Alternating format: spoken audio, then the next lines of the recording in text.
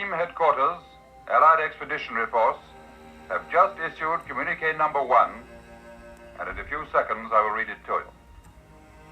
Under the command of General Eisenhower, Allied naval forces, supported by strong air forces, began landing Allied armies this morning on the northern coast of France. I'll repeat that communique. Communique number 1. I'm trying to describe an event which France will have written on her heart.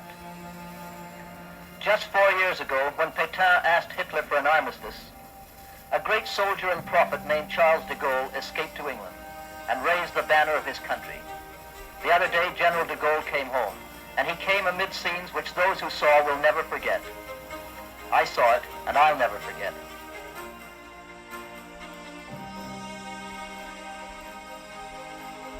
Thousands and thousands of French people packed into this Place de la Concorde, and down the Champs-Élysées, just entering the place now, comes tanks. The tanks coming, police coming down behind the tanks. These police who rose and led the insurrection, and General de Gaulle. General de Gaulle following the police. And what is your tank destroyer? My tank destroyer is Crusher the Second, sir. Crusher the Second. Yes, sir. Understand that you have 9 tanks to your credit, is that right?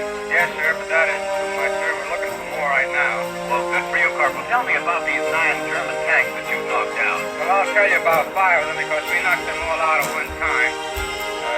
We were put up in a position one night. We didn't know what was around us. And all we were is a semi-dug-in setup. We heard rifle fire. Attempting to defend their countryside, the German army asked for trouble and got it.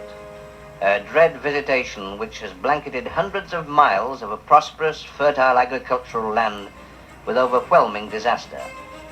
You feel it in your very bones as you motor up to our advanced positions.